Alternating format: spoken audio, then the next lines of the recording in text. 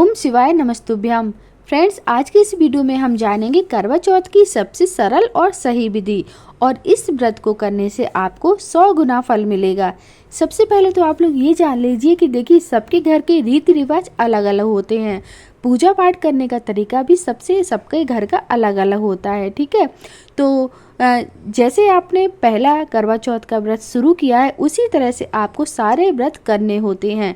ये नहीं है कि अभी मैं आपको जो विधि बता रही हूँ आप उसी विधि से करने लगे। ठीक है, लेकिन बहुत से घरों में इस तरह से इसी विधि से पूजा होती है। तो जिस तरह से आपने पहले करवा चौथ का व्रत उठाया है, उसी तरह से आपको बाकी के करवा चौथ का व्रत करना होता है।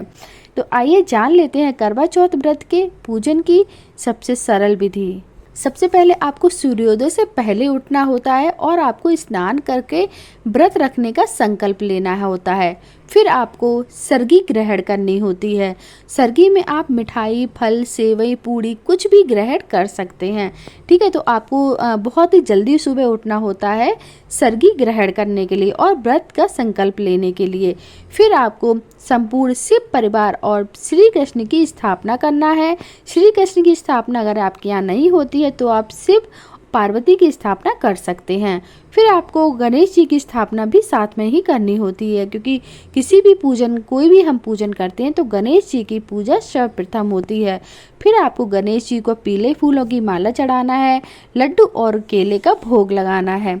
भगवान शिव को बेलपत्र और माता पार्वती को श्रृंगार की वस्तुएं अर्पित करनी होती हैं। और फिर आपको अगर श्री कृष्ण की कोई पूजा होती है तो आप श्री कृष्ण को माखन, मिश्री और पेड़े का भोग लगाएं। फिर आपको उनके सामने मोगरा या फिर चंदन की अगरबत्ती और घी का दीपक जलाना है। और फिर आपको करवा लेना है। करवा चौथ की व्रत में जो है करवे का विशेष महत्व होता है। करवा से ही पूरी पूजा होती है। तो आपके पास जो भी करवा है, मिट्टी का करवा है तो मिट्टी का करवा को अच्छे से रंग लीजिए चावल के आटे से, या फिर आप रोली से स्वास्तिक भी बना सकते हैं। तो वैसे तो मायके से ही करवा आता है, जिस भी धातु का आता हो, पीतल का, तांबे का, तो उसी से पूजा होती है। तो अगर आपके पास पीतल का है तो आप उस पर अच्छे से डिज़ाइन बना लीजिए चावल के आटे से, या फिर रोली से स्वास्तिक भी बना सकते हैं। फिर आपको करवे में दूध, जल, गुलाब जल ये सब भरना है। और अगर आपके यहाँ करवे में मिठाई भरी जाती है तो आप करवे के अंदर मिठाई भर लीजिए। मतलब आपके यहाँ जैसे भी करवे में जो भी भरा जाता है आप भर लीजिए। फिर आपको रात को चलनी के प्रयोग से चंद्र दर्शन करना है। चलनी से आपको चंद्रमा को देखना है और चंद्रमा को अर्घ्य देना है। इस दिन महिलाएं 16 श्रृंगार जरूर करें, इससे सौंदर्य बढ़ता है और हमारे पति की उम्र भी लंबी होती है। इस दिन करवा चौथ की कथा कहनी और सुननी जरूर चाहिए।